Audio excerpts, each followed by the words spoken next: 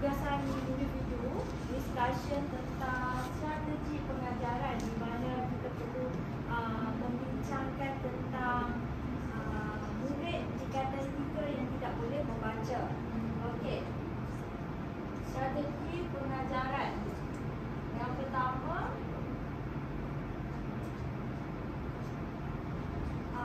saya akan terangkan apa kepentingan membaca.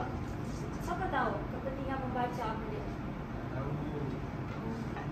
Tak tahu. Okey, kepentingan membaca ni membolehkan murid itu memahami kosakata ataupun pemahaman dalam membaca satu-satu petikan tu lah. Contohnya dalam buku bahasa Melayu kan kita ada bahagian pemahaman, ada cerita petikan tu kita kena baca dulu lah.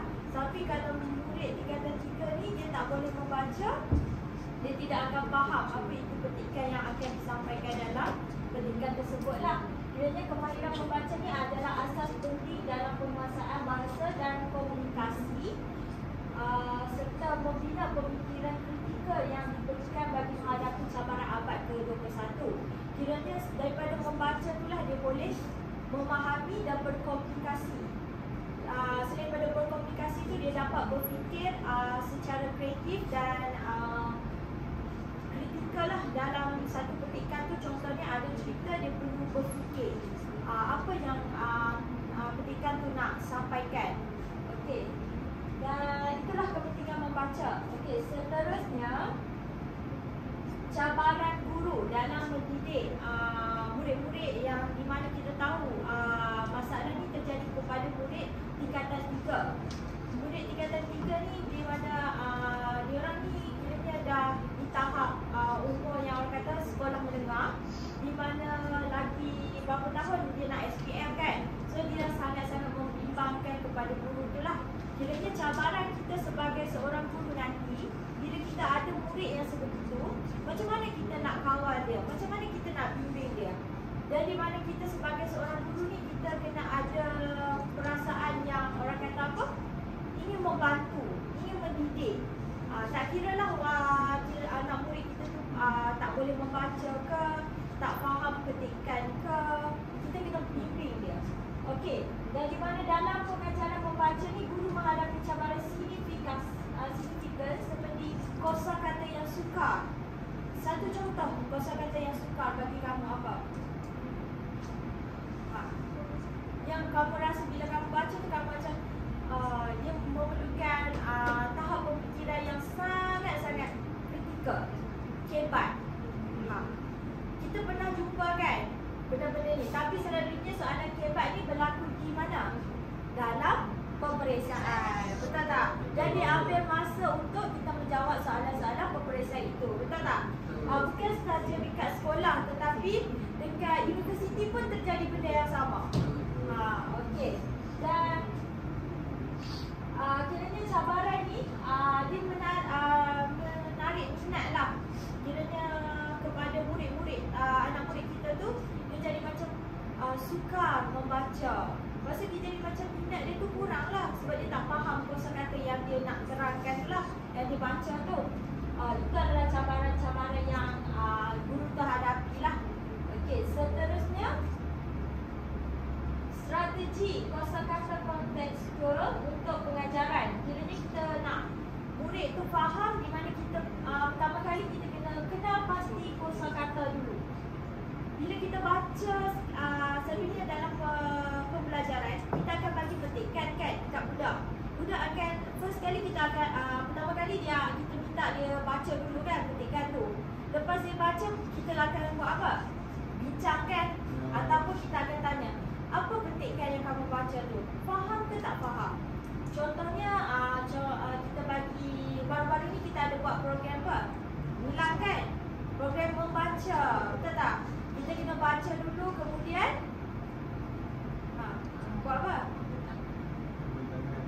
Pembentangan ataupun taksiran kita sendirilah, cara kita berfikir tentang cerita tu lah kan. Tapi kiranya kat situ kita menentukan perkataan sukar dalam petikan tu. Kiranya strategi kita untuk membimbing murid ni, kita bagi dia dulu. Dia cuba membaca, cuba untuk faham apa petikan tu nak sampaikan. Kemudian barulah kita bincang dengan dia. Kamu faham ke tak Okey, dan seterusnya aktiviti interaktif. Kita boleh melibatkan murid dalam aktiviti seperti peta minda, kosakata dan permainan kata. Okey, peta minda kita boleh buatlah dekat budak. Contohnya macam sebelum ni kita ada buat aktiviti di mana kita punya ada buat bersyarah, ada buat tu kan, perasaan. Dia akan tanya seorang-seorang, perasaan apa ada lagi? Marah, sedih. Kan kita buat peta minda, kita belajar satu benda kan. Yang tu pun kita boleh guna pakaikan dalam pembelajaran kita.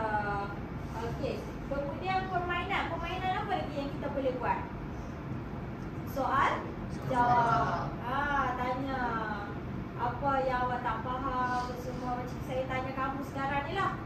Okey. Dan ini akan menjadikan pembelajaran itu lebih menyeronokkan. Bila kita bertanya, tak adalah semua mengantuk, bosan. Ada benda juga dalam kelas tu dia boleh bercakap, berbincang. Okey, dan seterusnya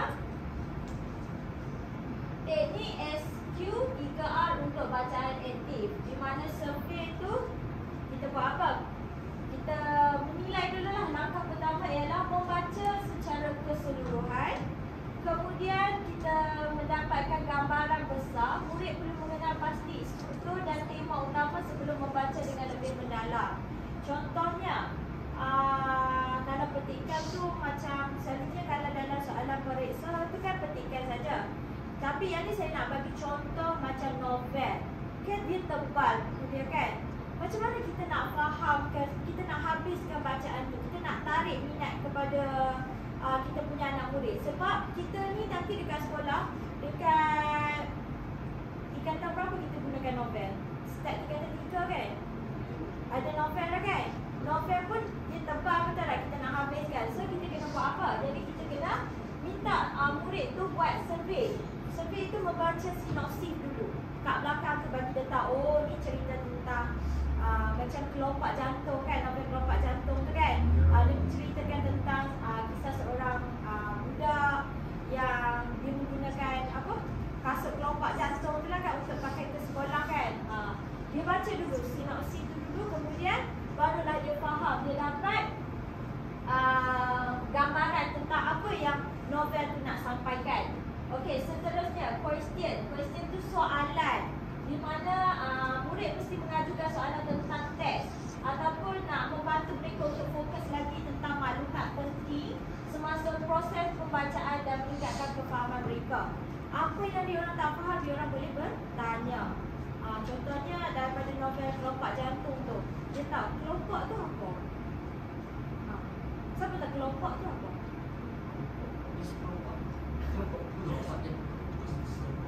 Kelopak tu apa? Kelopak tu yang satu-satu. Kelopak tu dia macam apa? Tahu tak jantung pisang tu kan, yang dia ada satu-satu dahan tu kan. Dia macam jambangan bunga, kelopak tu. Kelopak bunga.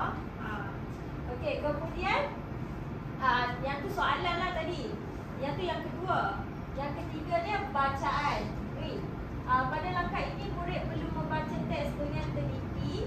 Mereka harus menyemak soalan yang telah diajukan dan mencari jawapan semasa membaca untuk memastikan pemahaman yang lebih baik. Kiranya diorang baca, diorang perlu membaca jugalah. Kalau macam tak boleh membaca pun kita cuba bimbing dia untuk cuba baca jugalah. Okey, dan seterusnya ni antara teknik-teknik lah. Okey, membaca menyeronokkan, di mana kita boleh buat apa? Book trailer, podcast. Podcast tu sekarang yang jadi viral kan, dekat TV-TV, dia orang buat dekat YouTube, di mana adalah cerita-cerita seram, podcast yang buat tu kan. Kiranya podcast tu dia melalui apa, pendengaran lah kan. Kita tengok, tonton, kita dengar apa yang kita dapat kat situ kan. Dan kita ada format digital, bacaan visual lah, selain daripada teks yang kita selalu bagi apa semua tu kan. Okey, seterusnya refleksi pengajaran, di mana lepas kita buat segala contohnya daripada survey, question, soalan tu dan bacaan tu, kita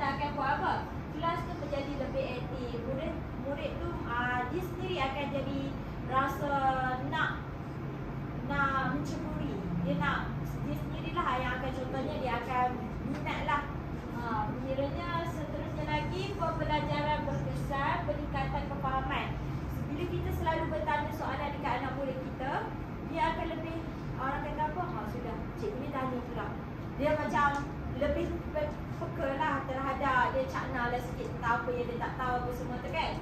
Okey, kemudian peranan seorang guru, guru adalah fasilitator utama. Kita sebagai guru, kita tahu apa yang kita nak ajar kepada murid kita, apa yang kita nak berikan, apa yang kita mahukan kat dalam satu kelas tu. Contohnya kita pergi kelas A ni, murid-murid dia bijak. Kita tahu macam mana kita nak handle, nak kawal dia. Kalau kita pergi kelas B ni pula, dia macam murid dia lemah sikit. So macam mana tahap kita nak mendidik dia. Okey, itulah peranan guru sebagai fasilitator utama. Okey, seterusnya lagi, kesimpulan pembentaran ini daripada tugasan yang diberikan ni,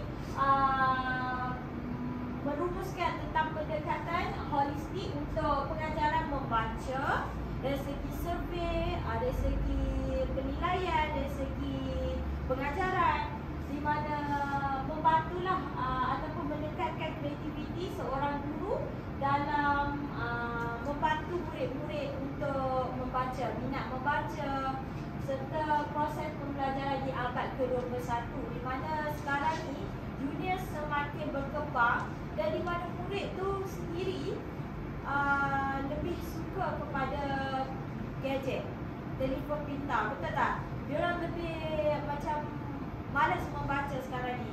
Yang diorang tahu adalah bermain telefon. So kita sebagai guru ni, kita kena bagi pendidikan lah, di mana kita bantu mereka daripada segi, jangan terlalu sangat untuk memberi kertas kepada mereka untuk diorang menjawab. Okey, contohnya bawa diorang ke satu bilik, ke kita ada makmal kan kalau dekat sekolah kan, bawa diorang tengok cerita ke, ataupun pasal LCD ke, untuk diorang lebih orang kata apa, tambah diorang punya pembelajaran lah. Okey, itu saja daripada saya. Okay, terima kasih.